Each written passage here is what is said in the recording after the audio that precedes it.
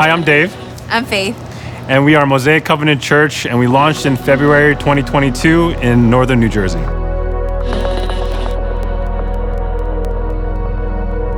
So we've been married for 12 years. We have 4 children, 5, 6, 8, and 10, and we have 2 dogs.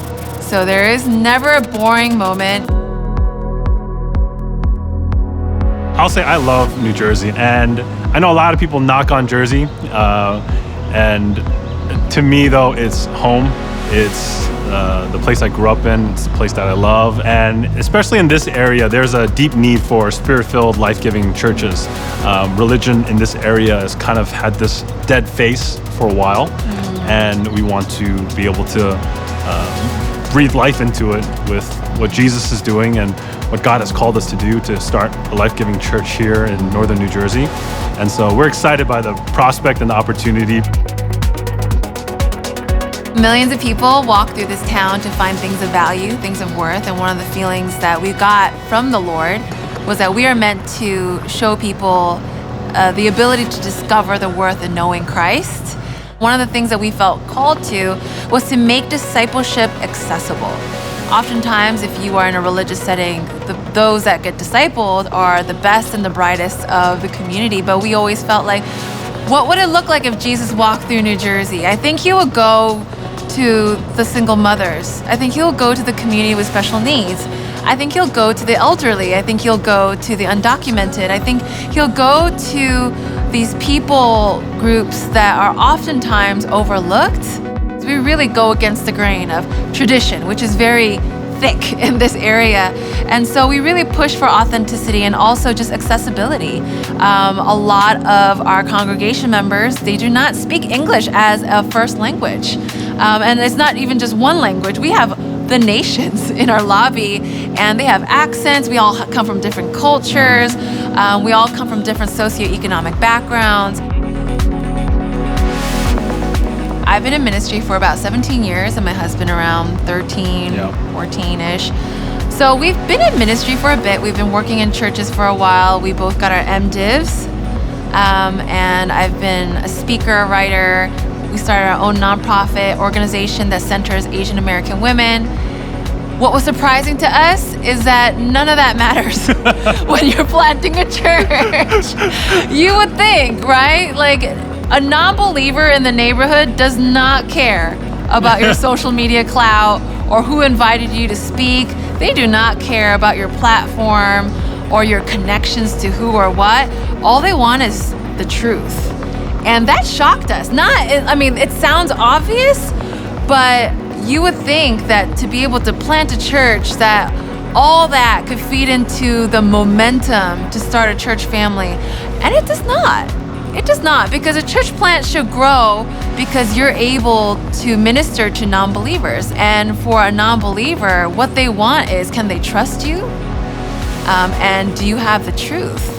Yeah, it was a very spirit-filled journey, and no amount of studying or connections were equipped to give us the faith that we needed to build a church. Yeah. That faith had to come directly from God. Yeah, it was really a crash course in following God by faith. Oh yeah. And I think we thought we knew how to do that because we've taught on it.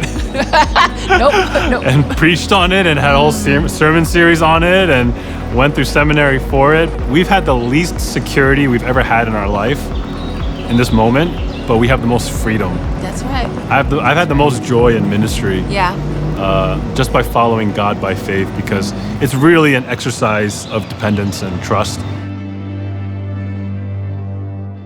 We were previously from a Korean American church context, and it took a lot of faith, to be honest, to come out of that. If anything, when we came out of that, because a lot of church communities of color, if you come out of that church community, oftentimes you lose the community. It's a very natural, common thing. And as we were coming out of that, one of the things the Lord told us, which it took me a couple months to really hang on to, was he says, now you're walking into a multi-ethnic sphere. You're gonna build a multi-ethnic church. For us, we just knew if that were to be, then God has to do that, because there's not a lot of multi-ethnic congregations that are willingly available or able to follow two Asian American pastors. Oftentimes it becomes Pan-Asian or a lot of Asians and some multi-ethnic color there. But God did it. I remember our first 10 people in our launch team, they were not Korean. And because I told the Lord, if that is true, then Lord, you have to do that. Because we knew the culture. I mean, we are no strangers to any of that. We knew the disparity. We knew the jump that people had to take in order to feel comfortable with that. But we said, Lord, if that were to be the case, then Lord, you do it. And the first 10, the first 20, it was just all diverse. And not even just diverse by color and ethnic background, but also by generation. And we knew that was definitely a move of God. Planting a church as an Asian American, it was definitely a culture shock entering into the church planting space. And even though we realize a lot of the American church it is diverse, and there's lots of different ethnic churches throughout the country, for us to be able to enter into the church planting space and have access to a whole new world of resources and relationships and networks and people was really eye-opening for us. And it was very different as an Asian American, especially when it came to fundraising and networking. Planting as an Asian American, there's definitely a unique challenge. I think church planting in general is just, regardless of what race you are, it's going to be challenging no matter what. That's right. But it's just a different kind of challenge, and we're grateful for places like ARC to be able to open up a whole world for us that we didn't even know it existed, really. How an Asian person would view money and asking for money and talking about money, it's a very different experience. It was like learning a different language when it came to church planting. And even though we had that sense of call to start a church, we really didn't know how, and we didn't know where to start. What places like ARC have given on to us was just access to things that, honestly, to us we never could have imagined. That kind of access to the relationship and resources and just excellence as a whole for church planting in a space like Northern New Jersey. One of the gifts in this season were the friendships. Yeah. Some of the friendships, especially within the ARC, where people were like, hey, let me just help you bridge that gap.